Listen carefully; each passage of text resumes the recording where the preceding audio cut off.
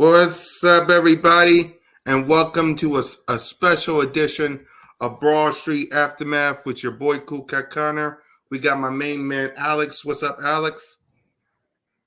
Hey, what's up?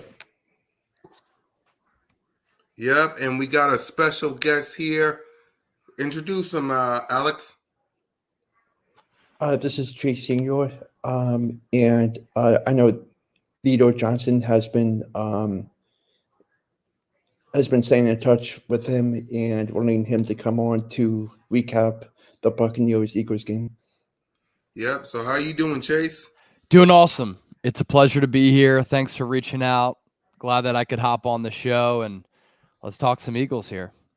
Yes, sir. Yes, sir. And like my guy Alex Aaron said, smash that like button, man. We got a lot of content on Birds of Broad Street. BOBS Entertainment is what I like to call it. So please hit that like button, hit that subscribe button, hit that notification.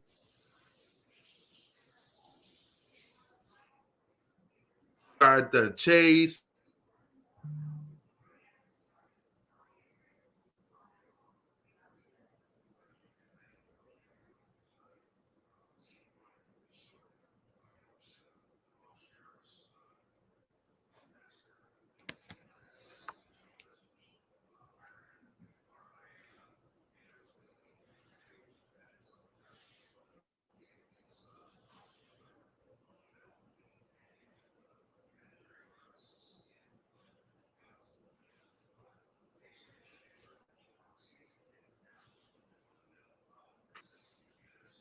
Alex, you gotta start us off with the questions if you got any.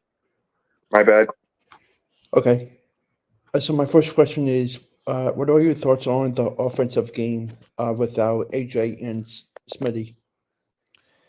Yeah, I mean, obviously, A.J. Brown, Devontae Smith formed to be one of the top wide receiver tandems in the entire NFL. And when you're without them, the offense runs through them in the pass game. But I think what's understated and not really understood is that Lane Johnson plays such a huge importance at right tackle for Philadelphia. He's been one of the top right tackles since he was drafted back in 2013. And the Eagles have a winning percentage of over 60% when he plays and a losing percentage that is high and a winning percentage that just goes under 40% when he does not play. And there's a reason for that because Lane Johnson really holds it down on that right side. And I think that as a quarterback, Jalen Hurts, from his standpoint, he has to go up against a Buccaneers defense that blitzes a lot.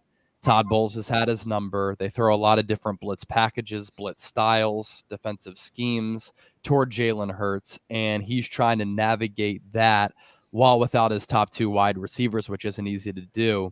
Timing, anticipation, camaraderie.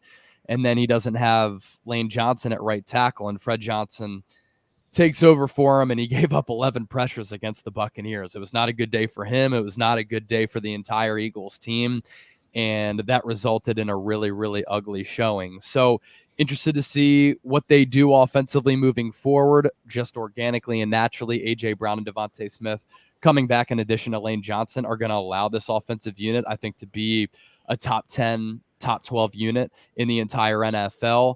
Jalen Hurts obviously has to get better and improve some of his turnover miscues because now he has 54 turnovers in 60 games. It's not a sustainable way to play. But you've definitely seen that there are elements of this team, and you see glimpses offensively where you're pretty confident what that unit can be. It was a bad day in Tampa. They weren't prepared. I thought the game plan wasn't good. I think they have to get back to utilizing more pre-snap motion to confuse the opponent. And everybody really has to play better. But until Jalen Hurts starts playing clean, free football, or just clean football, excuse me, they're going to continue to really shoot themselves in the foot offensively. What do you think about the comments after the game on Nick Sirianni getting fired and everything that arise with that? Yeah, look, they decided to hold on to Nick Sirianni after last year when they lost 6 of their last 7 games, and it was an ugly blowout loss to the Buccaneers in the NFL playoffs. It certainly wasn't a good look that the Eagles as an organization looked disconnected. People looked frustrated. There was a dark cloud hovering over, I think, this entire organization in the aftermath of that heartbreaking Super Bowl loss to the Chiefs. When you've watched the Eagles this year and going back to last year, Nick Sirianni preaches accountability. He preaches discipline. He preaches team. And some of those things have been missing. And when you're not an offensive play caller or a defensive play caller, you are expected to be a culture builder and a game manager and the head coach who runs the operation. And when things aren't going right in a couple of areas that you're supposed to specialize in, your team is losing games in an ugly fashion, not playing up to their level of capabilities and potential, then obviously that's going to increase the pressure and the temperature beneath his seat. I don't think the Eagles are in a spot where they're going to fire him going into the bye or at some point this year, unless it gets really bad and snowballs, but he definitely has to prove himself. And I'd say the Eagles have to win a playoff game and be a competitive team for him to safely be back in 2025. Yeah, my question is, does Nick Sirianni and Jalen Hurts, how are they? Are they cool? Are they like what's going on with that? Yeah, it's been weird. I mean, going back to last year, Jalen Hurts has been asked on multiple occasions about his relationship with Nick Sirianni, whether they communicate. They're the two faces and leaders of the entire organization. Do they collaborate on such things?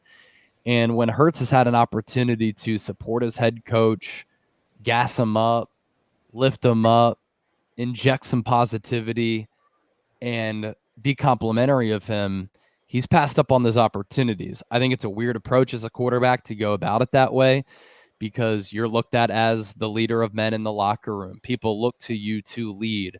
And I think if you're not supporting your head coach, well, if you're leading the players and you're leading the team and they don't see their ultimate leader backing the head coach, does that translate to the rest of the locker room? And I'm not sure that's happened or not, but I do take note and think it is notable that when Hurts has been asked about Sirianni, he really hasn't spoke glowingly of him. And I don't really agree with that approach for the leadership standpoint, but also what has Jalen Hurts done to not back Nick Sirianni? Those two together have won so many games. They made it to the Super Bowl 2 seasons ago. And Hurts had one good year in his NFL career. And really, other than that 2022 season when he was the MVP runner-up, he's been solid. He's been average. He hasn't been great. So I think it's important to back your head coach, and he hasn't really done that. Okay, so before I pass it to the other guys, I want to give, because I asked so many people on X, on YouTube about this one thing, and I want to hear from you. What's your thoughts on Jalen Hurts? Is he, in your mind, what is he? We've seen him play at an elite level. When he was the MVP runner-up in 2022, I thought he was terrific. He threw with timing, accuracy, anticipation. I thought he processed well. I thought Shane Steichen did a good job of putting him in a position to succeed. I think that he was a little bit quicker then than he is now. I think that his running speed has slowed down a little bit. But what I saw that year was so promising because he was making quick decisions and he was in a groove and he was in a rhythm. But ever since that Bills game last year, something has happened. And I think that the Niners kind of exposed Jalen Hurts in a way where they defended him, not letting him roll to the right, and they really kept him in the pocket. And of course, Hurts rolls right, he rolls left, and he's still mobile. We saw it against Atlanta. We saw it in critical moments against Green Bay. He can still run, just not as fast. And I think as a passer right now, he's pressing, which is causing him to hold on to the football a little bit longer. I don't think he's trusting what he's seeing.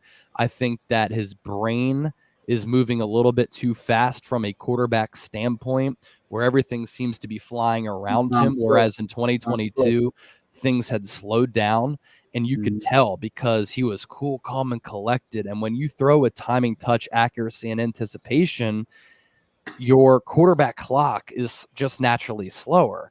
Now, what's interesting is that during games, obviously Hurts has been struggling to pull the trigger. He's been a little bit hesitant. Some of his accuracy and anticipation have gone away. But at the end of games, more times than not, as he's led 9 come from behind and go ahead game-winning drives throughout his career, you have to think a little bit faster. And I think that when you see Jalen Hurts not have to think as much, where he has to make quick decisions just because of the time, the down, the distance, having to come through clutch, that's when you see him play his best. And that's why he's been able to have some great clutch moments for Philadelphia. But in the course of a game, when he knows he doesn't have to hurry up because there isn't that you against the clock type of situation as far as situational football, that's when he's a little bit hesitant and the game is moving a little bit too fast for him. Leader, you got anything before I pass it to Steve? Yeah, one thing I want to say, this is a transition. Eagles had not having any great quarterback. Any great quarterback is going to have a hard time without the 2 targets. No doubt. It's kind of a bad way to judge Jalen Hurts on that mount. And it's kind of a bad way to go at Nick Sirianni when all he has done here is win. That's all he's done here is win. That I know it's some things that need to be worked out. It's just the more chemistry needs to get on with this team as far as Kellen Moore's. It's going to be a little minute, but I just feel like it's a little crazy time to panic. It's not, but this is Philadelphia. So it's Philadelphia, man. This is Philadelphia. It's going to happen like that. The pressure's on.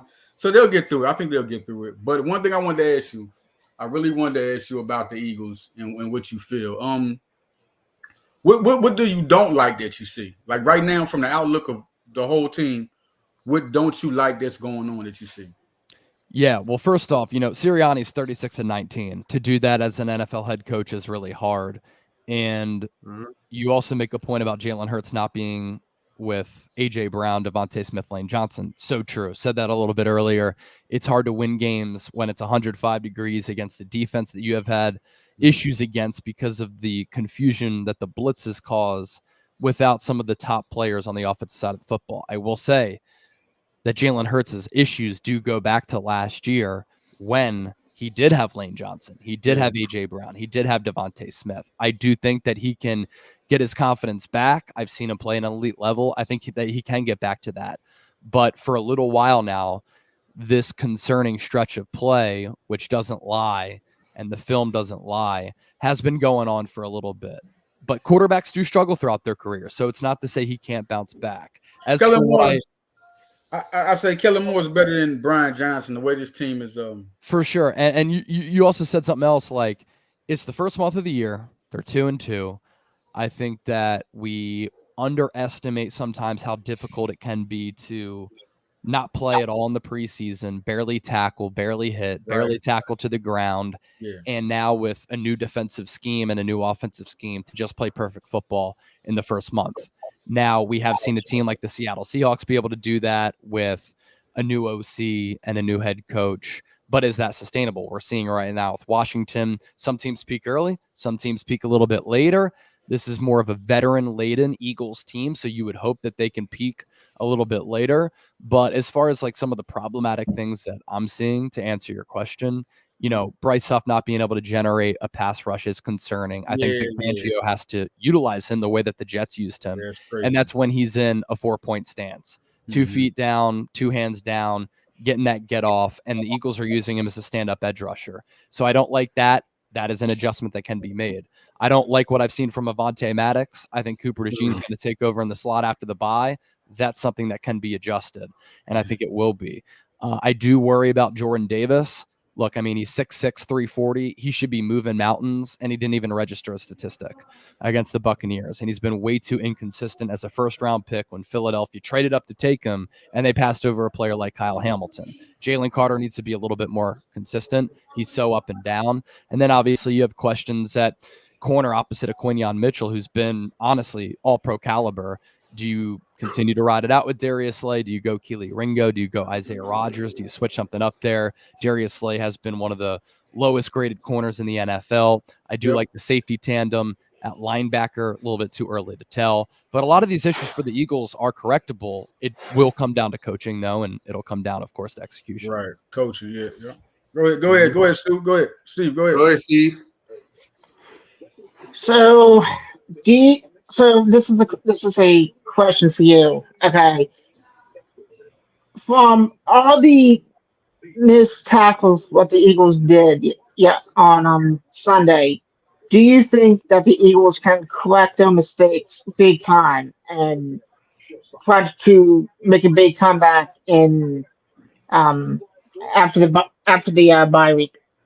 Yeah, for sure. They missed 15 tackles against the Bucs. Nakobe Dean had missed 5, and that is just unacceptable for an NFL team to be that bad at their job, especially when it just comes down to something as easy as tackling. And there were many tackles to be made, which could have been drive altering. I don't want to quite say game altering because they still got their asses kicked, but look, when Avonte Maddox can tackle Chris Godwin at the line of scrimmage and he whiffs and it ends up being a first down, that's a big play. When Nakobe Dean has an opportunity for a TFL, but he misses and it turns out to be another big gainer and a big chunk of 10 to 15 yards, that's pretty significant.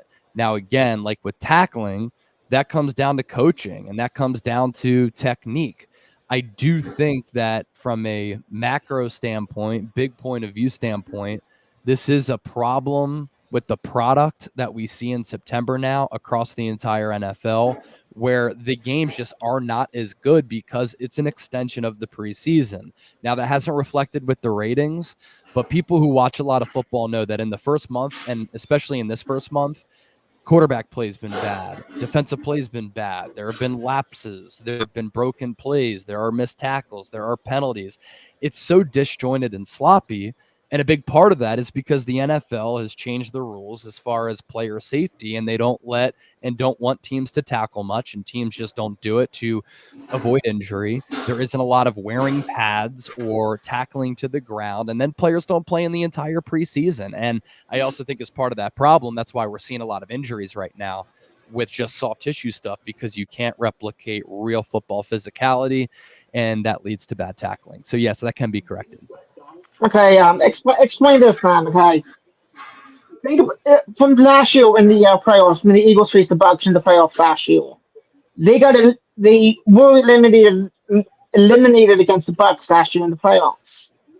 What I saw from last year than this year was more pathetic than last year because the Eagles got really outgained by 232 yards out of nothing by the Eagles. That makes no sense. Why couldn't the Eagles really have more yards in this game than last year in the playoff? I mean, yeah, this year in the playoffs from last season. Yeah, I mean, so many things change from game to game. Rhythm, you just think about what happened, right? Like, every game has a different style. Every game has a different identity. Every game has a different flow and outcome. It's part of the beauty of sports, right? Every game is different. There are ebbs, there are flows. We're riding the seesaw. There are blowouts. There are missed assignments. There's bad execution. Like, all of this factors into the game, right? So, you just think about what happened against Tampa Bay this year. They go right down the field, they score a touchdown. Eagles go 3 and out, they go right down the field, they score a touchdown again. Like, already before the offense can even breathe, they're down 14-0. They hadn't even played their 4th snap of the game, and they're already down 14-0. So rhythm is important, timing is important, and when you just get completely blasted like the Eagles did early in that game, where they're down 14-0 before you could even blink, and then the offense goes 3 and out and 3 and out, then the entire flow of the game, momentum of the game completely changes, and the Buccaneers were able to dominate so early. And then finally, like, the Eagles picked up a first down for the first time in the game at the 6:40 mark in the second quarter. They moved the ball a little bit, and they were in the game for a bit. But it's really hard to sustain that when the momentum is so against you and when you already dig yourself such a big hole. So I don't really compare this game to last year against the Bucs because their team's different, this team's different, and the flow of the game was certainly different. But that's why this game got so ugly early, is because the defense couldn't stop a nosebleed. The offense gets on the field. They can't catch a rhythm. They're barely on the field at all. It's 105 degrees, and their entire game plan changes. Like the whole strategy of their first drive play calling and what they wanted to do offensively changes. They may have gone into that game and said the Buccaneers are giving up nearly 5 yards per game, or almost 5 yards per carry, almost 130 yards per game rushing, but we're down 14-0. We can't really run the ball now. We have to pass the ball to play catch up. So those are just the nuances of the game that changed so drastically from last year. Then who do you, so I've been getting a lot of mixed reactions on this. Okay. Lots of people are saying we should be blaming Jalen Hurts for all of this. Some of them are saying that we should be blaming Nick Sirianni for all of this. Who do you think we should be really putting the blame on for all the missed tackles from Sunday's game? Me personally, I think that we should be blaming Nick Sirianni for all this, then Jalen Hurts, because this is not his fault. This is all on the coach's fault for what happened on Sunday. So who should we be putting the blame on for all of this mess on Sunday? I mean, Nick Sirianni will tell you he deserves the blame. He'll say, I'm the head coach, and when we lose, it's a reflection of me.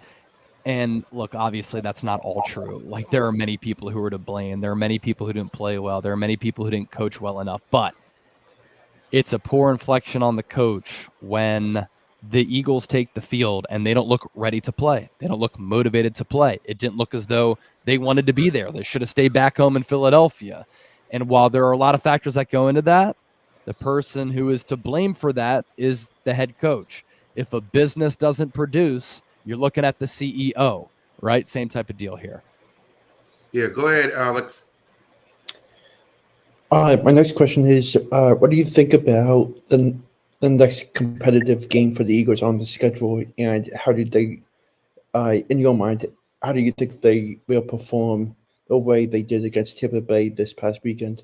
Yeah, I And mean, I got an added question to Go that. ahead. And I'm sorry, my added question to what Alex said is, we got the Browns coming up with the bye. Of course, we got the New York Giants. Saquon Barkley returns.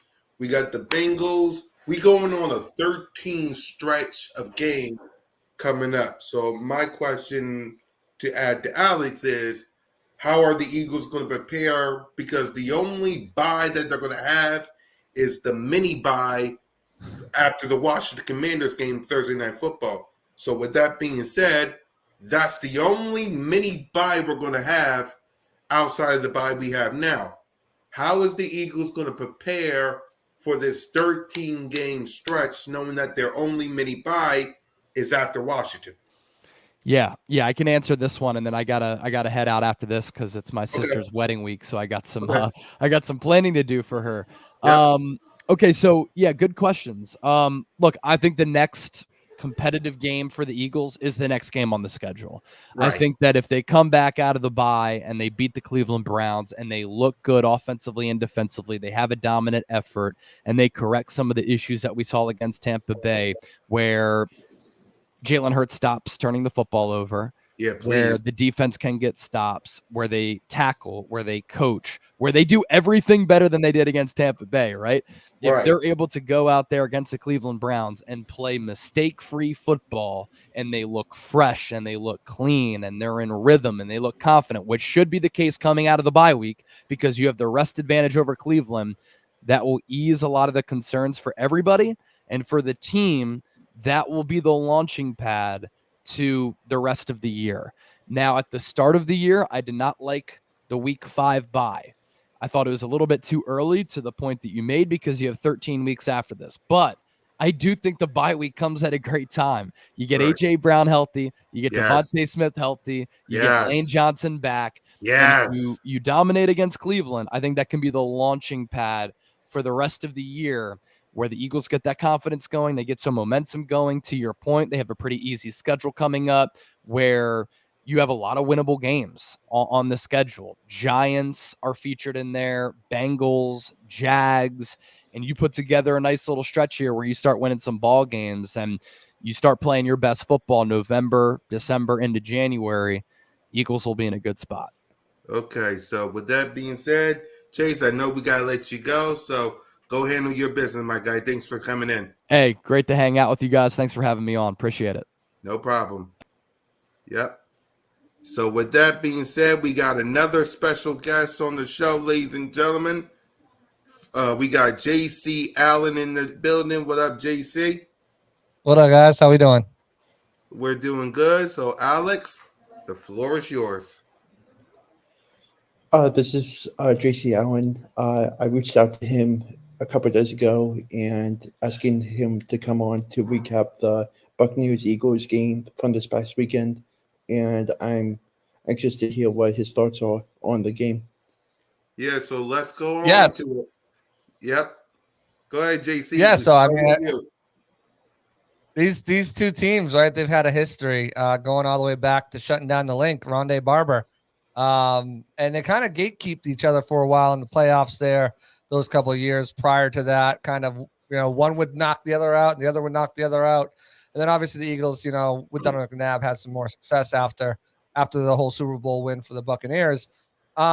But I mean, the rivalry goes back, to the last couple seasons. They've constantly gone against each other due to having the same record, meeting up in the playoffs. When you look at the two teams, their matchup history, there's certainly it's not a traditional rivalry because they're not in the same conference or division, rather, same conference, but not in the same division. But these two teams have played each other pretty much every single year since 2021, and the Bucs have had the upper hand. They've lost once to the Eagles early on in September at a home game in Tampa, but they've won out of the last 5 games. They've won 4 of the last 5. But if you go even back to the last 6 games, they've won. Not the last 6 games. Last 7 games, they've won 6 out of the last 7. And so there's a little bit of rivalry, a little bit of bad blood here. Jason Kelsey says part of the reason he retired because he didn't want to go after a guy like Vita Vea. So you knew the energy was going to be there this game, no matter what, no matter who was out, who was sidelined. And Chauncey Gardner-Johnson, not afraid of doing a little trash talk. He got the vibes going earlier, saying he's going to take the belt to him. And just the opposite happened. The Bucs came out fast. It's one of the things that they've struggled with for over a year now. The last time the Bucs had a first drive touchdown was in 2022. It was the final game of the season of against the Atlanta Falcons, Tom Brady time. That's how far back they've gone since having a touchdown on their opening drive. So they did that. They got a big stop on 3 and out. Got another touchdown, another big stop on 3 and out. Vita Vea with that 10-yard sack. And then, of course, the muff punt, how that kind of played out. And before you know it, the Bucs were up 21-0. And it was, without key playmakers like Devontae Smith and A.J. Brown, and obviously a huge protection piece of Lane Johnson. It was going to be tough for the Eagles to come back. And fortunately, they weren't able to do it. Yep. Alex, you got a question? My thoughts. My question is, what are your thoughts on the offensive line from the Eagles and the defense as a whole? Yeah, so they've struggled a little bit on offense. The offensive line traditionally, like losing a guy, Jason Kelsey is tough to replace. Cam Jurgens, I thought has done a decent job throughout the first couple weeks. Obviously, he was a little banged up as well as Landon Dickerson banged up, Mekhi Becton banged up, no Lane Johnson. It's tough. The Bucs got Vita Vea back. They have a really kind of formidable defensive front there with Yaya Diaby, who kind of just gave Fred Johnson the runaround all day long. He lit up 11 pressures on the day. They need Lane Johnson to pass concussion protocol if they're going to have any success and moving forward. And, when you don't have those guys, when you're throwing to practice squad guys and Paris Campbell and John Ross, and that chemistry is not there. Those quick passes, knowing what Jalen likes to do isn't on the same volume as guys who have been in the system and been around him. Even Johnny Wilson to an extent, and a guy like, Jahan Dotson, who just showed up at the end of camp. That chemistry is not there, and you could see some of the throws were off. Some of the timing was off. They weren't in the right place, and a lot of that had to do with the Bucs being able to get pressure They got pressure from everywhere. Bowles wasn't afraid to send it. He sent his nickel cornerback. He sent his starting cornerback. He sent Levante David had 9 pressures or 5 pressures on the day on 9 rushes. Obviously, the 2 sacks, the one for a forced fumble, and the offensive line really struggled there. The Eagles on defense, the second part of your question, they've been a struggle bus. That interior offensive line has been their bread and butter, and credit to Graham Barton, Cody Mock, and Ben Bredesen on the Buccaneers offensive line. They did a good job controlling Carter. They did a good job controlling Davis and Milton Williams and not letting them affect the game nearly as much as they have. You go back a week before that, and Jalen Carter affected 18 plays, whether pressure, whether getting, sacks, whether tackles for loss, tackles for no gain. He was all over the field, a madman against the Saints. And he couldn't replicate that success against the Buccaneers. So kudos to that young group of offensive linemen in the interior. And then on the exterior, the Eagles are missing something that made them so dominant for years, is that pressure. Brandon Graham is older in the tooth now. Bryce Huff is not an every down pass rusher, and the Eagles are trying to fit that square peg into a round hole. Having him try to do that. He's not good in dropping in the coverage. He's not good setting the edge against the run. What he is a pin your ears back in pass rush, and they're trying to get him to fill this kind of role. Josh Sweat kind of took a dip towards the end of the season, and that's continued into this season. Nolan Smith is still growing, and there's hope that he can turn into that guy. But the relentless pressure that the Eagles used to be able to bring after you in the rotation, that they could just continue to bring guys and everyone would be fresh, it's not the same as it was anymore. And that was evident on Sunday. They got to Baker once, and they pressured him a few times, but it's just not the same as it used to be with Fletcher Cox and all the other guys in their prime, Hassan Reddick, and even guys before him, that were on that team. It just hasn't been the same. And the secondary, while they put resources, a lot of resources into fixing it, Darius Slay is still Mike Evans' son. It seems like he gets the better of that matchup every time. Darius Slay still a very strong corner, but you can see he's starting to lose his step a little bit. Quinyon Mitchell he's going to come into his own.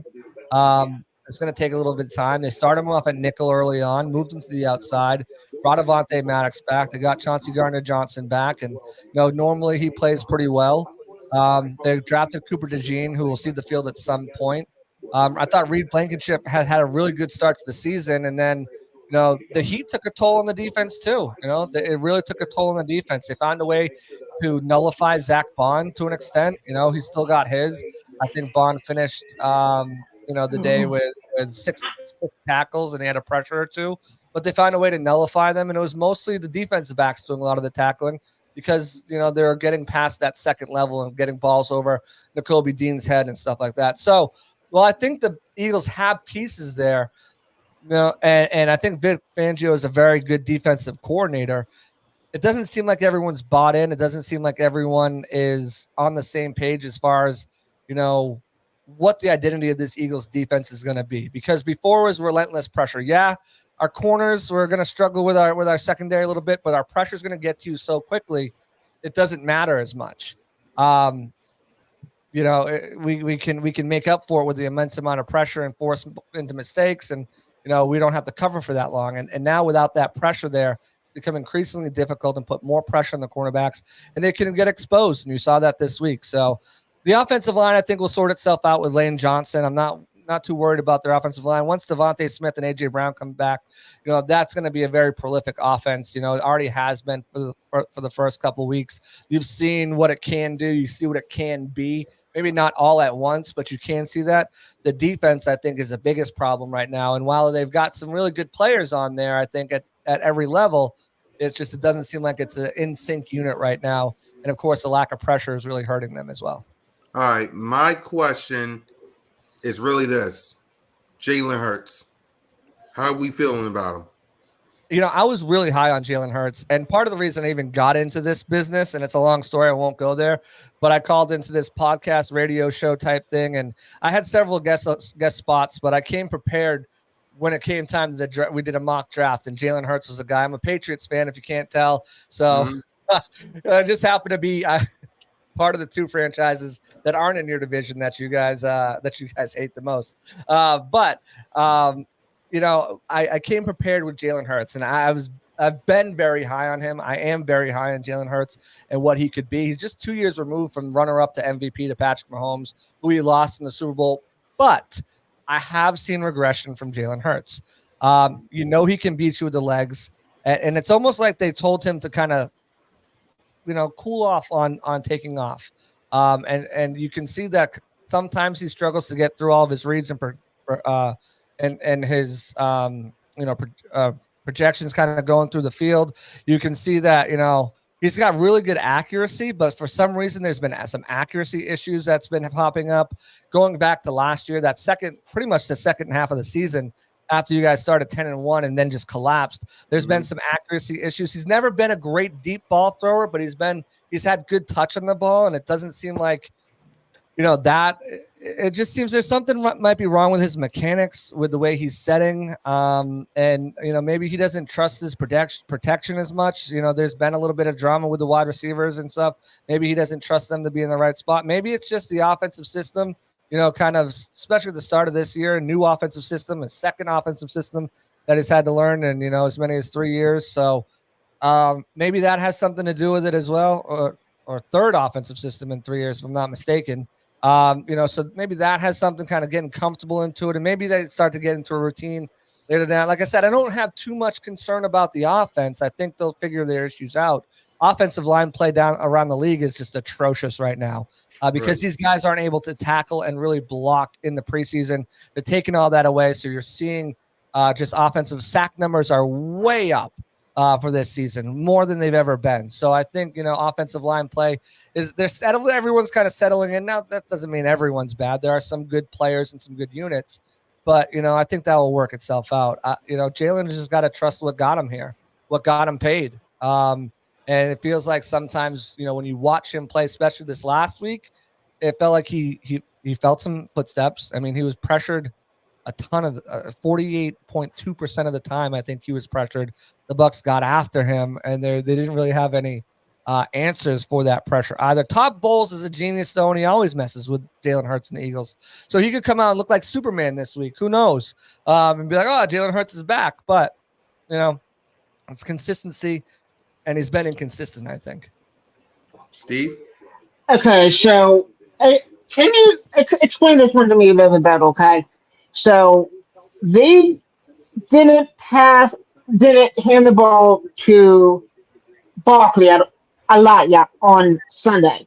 That makes no sense because Barkley should have gotten the ball a couple times. So what could the Eagles do to hand the ball to Saquon Barkley to make him run the ball down the field and we win the game? And why couldn't the Eagles get more yards on Sunday? Because like I was telling the other person who was on here, the Eagles had in the fourth quarter the Eagles had no yards, but the Buccaneers had 232 yards. Can you explain that? Why? What really fell apart for the Eagles on that one? Yeah, I think, and it wasn't just the first quarter; it was the first quarter and a half. It was over 1 quarter and about 8 minutes until they finally got a positive net yard. Embarrassing football all the way around. You look at Saquon Barkley, you look at the box score, and you said, "Oh, Saquon ran for 84 yards," and that's pretty good. He had caught 2 passes for 32 yards. He went over 100 yards on the day. But no, you take out that 59-yard run. Saquon had 25 yards on 9 carries for a paltry 2.7 yards per carry average. Not good numbers.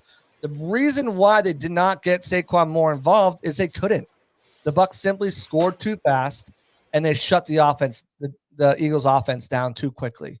Those first 3 drives for the Eagles were 3 and outs. One was a 10-yard sack setting them up. They also had a penalty on one of those drives as well.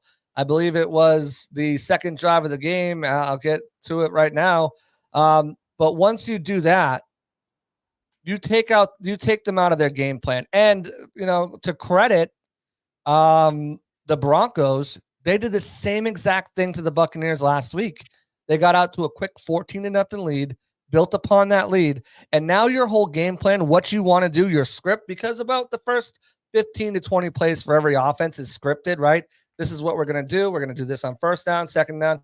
This is what we're going to do if we get this look. This is what we're going to do. And it's all scripted. And, you don't start really kind of throwing out the script until you're down 21-0 really quick, or until, it's not working. And then you say, we got to call something different. We got to go to, this isn't working against them. We thought it, they came out with something that we weren't expecting. We have to go to this. Well, when the Buccaneers went up 21-0 and you got 3 downs, right? And you can't move the ball. You can't give the ball to Saquon Barkley and say, all right, we're going to run the ball. We're going to run the ball with Saquon Barkley repeatedly, and hopefully that will get us caught up when you're down 24 points in the first. Literally, they're down 24 points in the first quarter and a half. You're 7 minutes and 18 seconds into quarter 2, and you're down 24-0. Like and you haven't been able. Now, again, this is where it kind of goes back on Jalen Hurts. That first play of the game for the Eagles should have been a touchdown.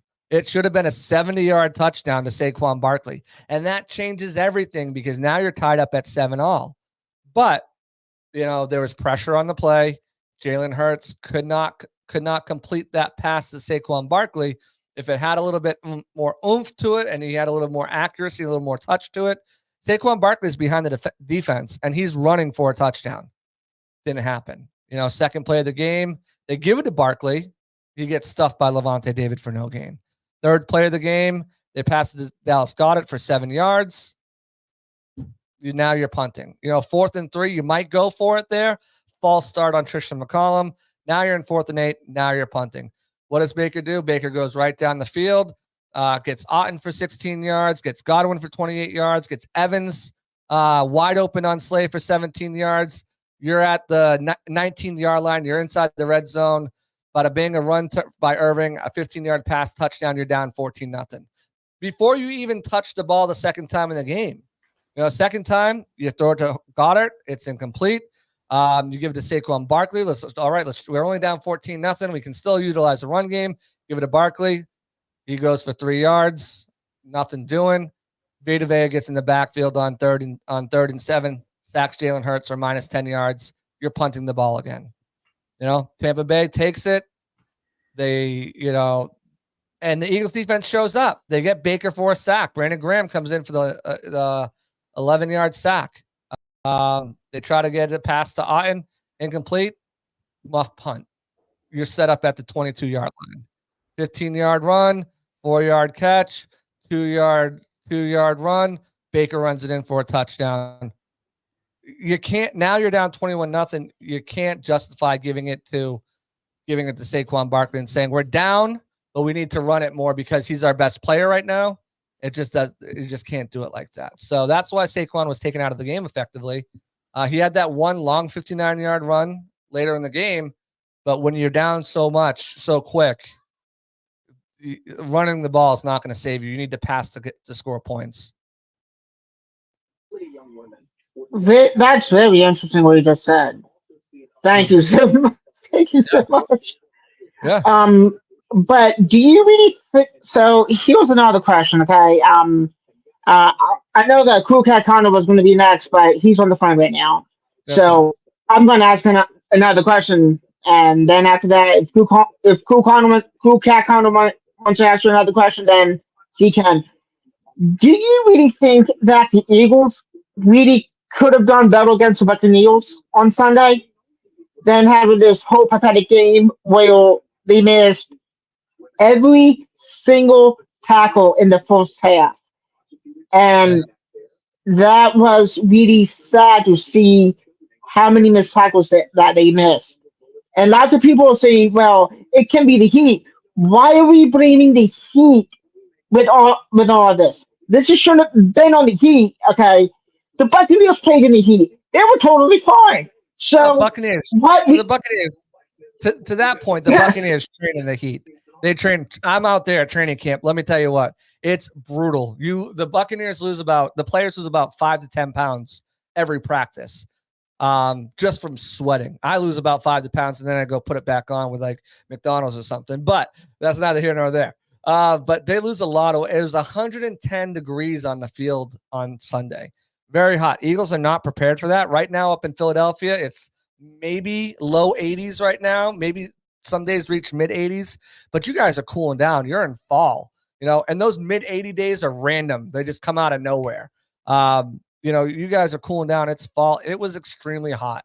And they're in their dark uniforms because the Buccaneers are strategic and they wear their white at home in September. So the other team has to wear those dark uniforms, which the sun will absorb more. It's a 1:00 game too. So the sun is high in the sky and it can really drain you. I think the real biggest problem why the Eagles weren't able to get going, and let's not pretend that the Eagles have had a great start to the season. They barely beat the Packers in Mexico. They lose to the Saints. Hold on for a second. In Mexico? You mean in Brazil? Brazil, yes. Sorry, whatever it was. Whatever third world country they were in, they lost to them. They lost to the Falcons, in week 2. They just barely beat the Saints in week 3. So week 4 coming in, and they're down. It's not like the Eagles have been a juggernaut. They're not the Eagles of last year that started the season off 10-1. These aren't the same Eagles. So I think that, the Buccaneers took what happened to them last week and just flipped the script. We're going to come out physical. We're going to come out hard. We're going to come out and punch them in the mouth before they even know what's happening. And it really started with a really great game plan by Liam Cohen, the new offensive coordinator, and of course the players executing it to get those first points. Those first points give the defense a lot of confidence. And when Todd Bowles has a lead and the way he can play his defense the way he wants to, with pressure and simulated pressure and guys coming from all different angles, he had Vita Vea lined up as an outside edge rusher on a few plays. He had him as a stand, dropping into coverage from the nose position, dropping back into coverage and having Levante come fill that gap. Like, he can get very creative when he has a lead, and that kind of took them out of rhythm too. And then of course the injuries as well. So, I think the Eagles came in, and I thought it was going to be a closer game. I predicted 23-20 for the Buccaneers win, and they just came in and they flipped the script on what happened to them week 3 when they lost to the Broncos 26-7. They did the same thing to the Eagles this week and said, we're going to come out, we're going to punch you in the mouth, we're going to come hard, we're going to come fast. That sounds terrible, but we're gonna play great, and that's exactly what they did. Go ahead, Alex. Go ahead and ask him a question. Yeah. My next question is, what are your thoughts on the first match of the 2024 season against Dallas? What's that, this week? The 10th of November. Or the Eagles? Oh, Yeah. or the Bucks. Eagles or Bucks? Eagles. Yeah, I mean, we'll see. They're both teams are 2-2. I think the hot team right now is the Washington Commanders. Obviously the Giants are what they are, quarterbackless with Daniel Jones. November's a long way away. There's a lot of football left to be played. Both teams are down key players. DeMarcus Lawrence and it just went on injured reserve. Micah Parsons is dealing with a high ankle sprain. They really haven't been able to get anything going on the ground on the Cowboys, and they really don't have another option that stepped up like CeeDee Lamb, and even him and Dak Prescott has struggled.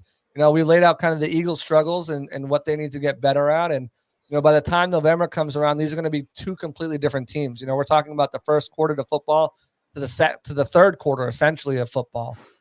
They'll play half their season pretty much, minus bye weeks and stuff like that, which the Eagles of course are on this week, but which is terrible news for them for a week 5 early bye. The Bucs had to deal with that last year, and it wasn't pleasant.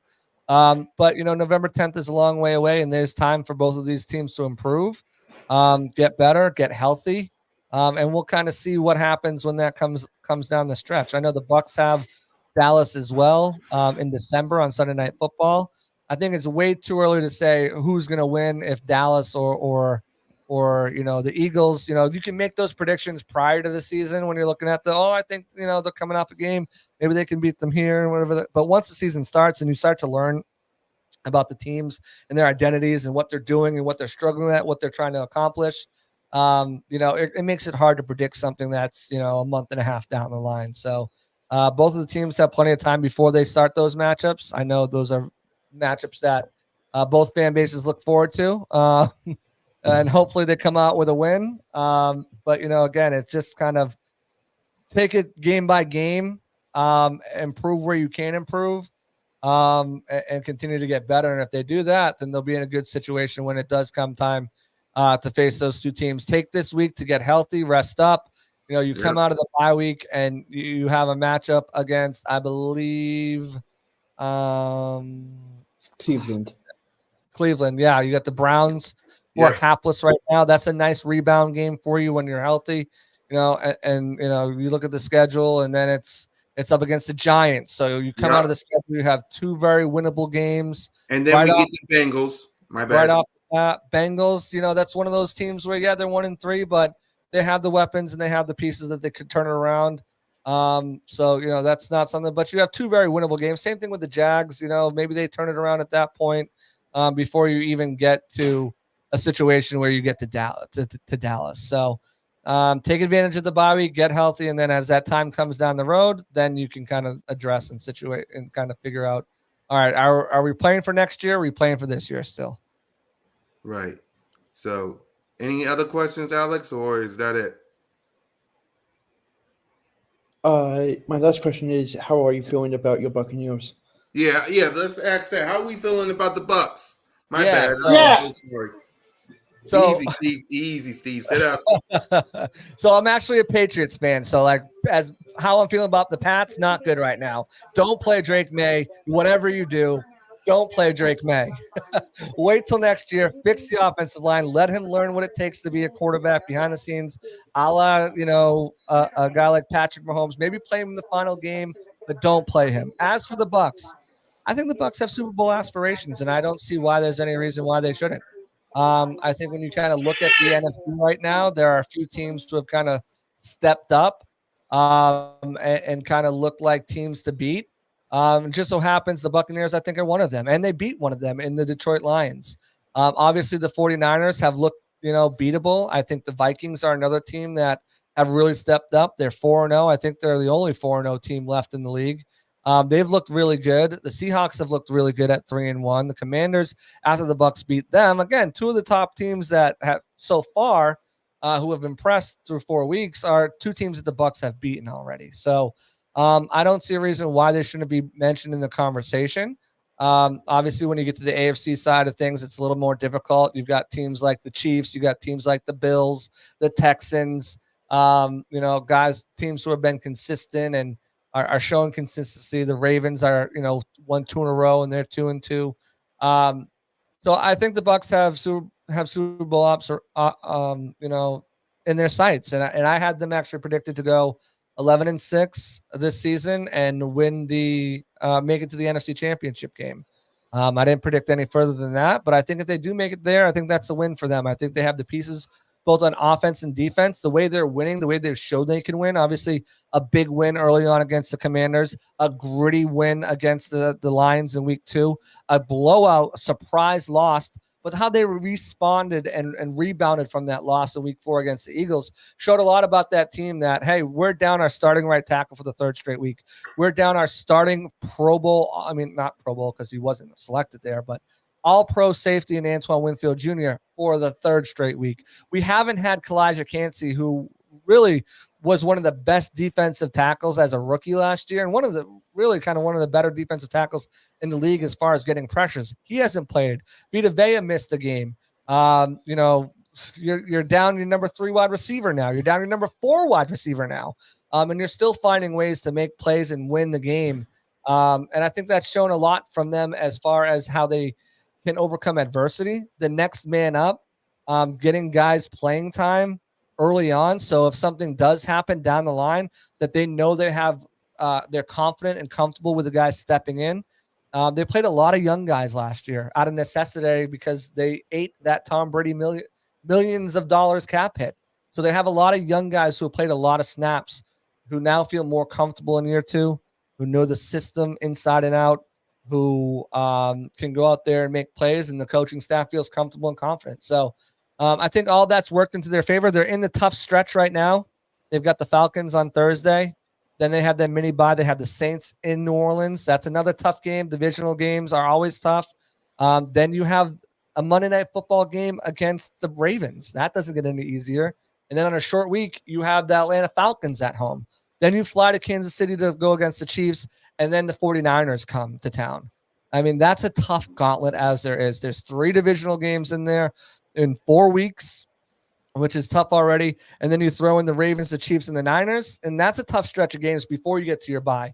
However, after the bye week, you're looking in a much better spot.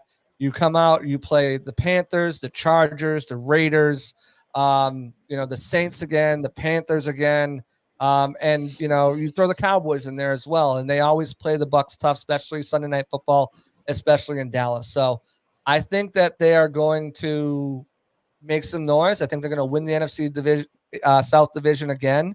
And I wouldn't be surprised to see them in the Super Bowl, but at least, the very least, I think they can make it to an NFC championship game. They were 8 minutes away from that last year. They know what it takes. They've gotten better at multiple spots, bringing Jordan Whitehead back, getting Graham Barton in. Their number 3 wide receiver once Jalen McMillan gets healthy. Bucky Irving has been a real nice bright spot for them. Tyke Smith, the Uga kid. I know you guys probably wanted another Georgia guy, but the Bucs scooped him up first. He stepped into a nickel role and has been one of the highest graded nickel cornerbacks in the league so far, not just as a rookie, as in total. And they've added some pieces to that team that I think is going to help propel them to that next level. So that's my thoughts on the Bucs. There you go. So we thank you, JC, for coming in, rocking with us. Yeah, absolutely. Who knows? I mean, this Eagles team could turn things around, and we could be talking again in January. Yeah, we'll be keeping in touch with you, JC. But we know you got to run off, so we thank you for coming in with us, man. Yeah, absolutely. Appreciate it. I really appreciate the invite. I'll come back and hang out, talk whenever you want. I'm a football fan, so I keep up with everything around the league. So wait, before I get out of here, what are you guys' thoughts on the whole Devin White saga? I'll pass it around, but for me, he should have played versus the Bucs for me, just because. Get your revenge, man. They let you go. Like, get your revenge. I don't know why. I guess it was personal reasons, but for me, I would have wanted him to play. Like, get your revenge. What about you, Alex? Yeah, I definitely agree with you. I feel like he should have played as well. Yep. And Steve? Okay, then. So with that being said, guys, listen, we thank JC for popping in. We thank Chase for popping in. We thank all you guys for watching, man. We appreciate it. A special edition for a Broad Street Blitz take. Please hit that subscribe button, hit that notification bell, like, subscribe, and comment to the Birds of Broad Street YouTube channel. All of our channels, man. Me, Simone, One Trey Rock, Smitty, Notion Gang, King DV in the Aftermath, Alex, Steve, Leader, the whole crew, man. So at the end of the day, man, get them likes up, subscribe to all of the channels. Again, I appreciate JC for coming in. I appreciate Chase for coming in. And with that being said, Alex, any final words? Let's stay healthy and get the win against Cleveland. Exactly. We'll see y'all next week as we preview the Browns. Fly, Eagles, fly, and go Birds. Fly, Eagles, fly.